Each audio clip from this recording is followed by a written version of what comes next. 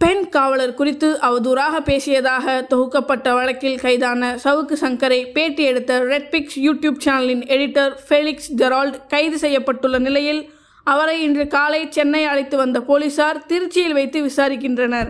பெண் காவலர்களை அவதூறாக பேசும் வகையில் கேள்வி கேட்டதாக ஃபெலிக்ஸ் ஜெரால்ட் மீது குற்றம் சாட்டப்பட்டது. இதனை அடுத்து ஃபெலிக்ஸ் ஜெரால்ட் முன்ஜாமீன் கேட்டு உயர்நீதிமன்றத்தில் மனு தாக்கல் செய்தபோது நீதிபதி குமரேஷ் பாபு கடுமையான கண்டனங்களை கூறியிருந்தார். மேலும் யூடியூப் சேனல்களை கட்டுப்படுத்த வேண்டும், நேர்காணல் தர வருபவர்களை அவதூறு கருத்துக்களை கூற தூண்டும் விதமாக பேட்டி எடுப்பவர்களை முதல் எதிரியாக சேர்க்க வேண்டும் என கூறியிருந்தார்.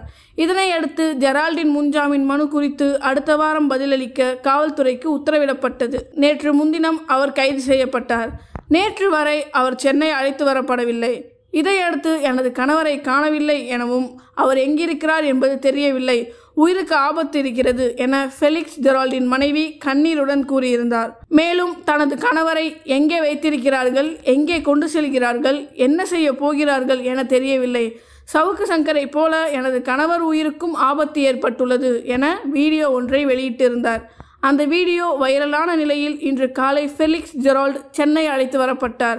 டெல்லியிலிருந்து தமிழ்நாடு எக்ஸ்பிரஸ் ரயில் மூலம் ஃபெலிக்ஸ் ஜெரால்டை சென்னை அழைத்து வந்த போலீசார் திருச்சி அழைத்து சென்று விசாரணை மேற்கொள்ள இருப்பதாக கூறப்படுகிறது. மேலும் அதற்கு பிறகு அவர் நீதிமன்றத்தில் ஆஜர்படுத்தப்பட்டு சிறையில் அடைக்கப்படுவார் என காவல்துறை அதிகாரிகள் தெரிவித்துள்ளனர்.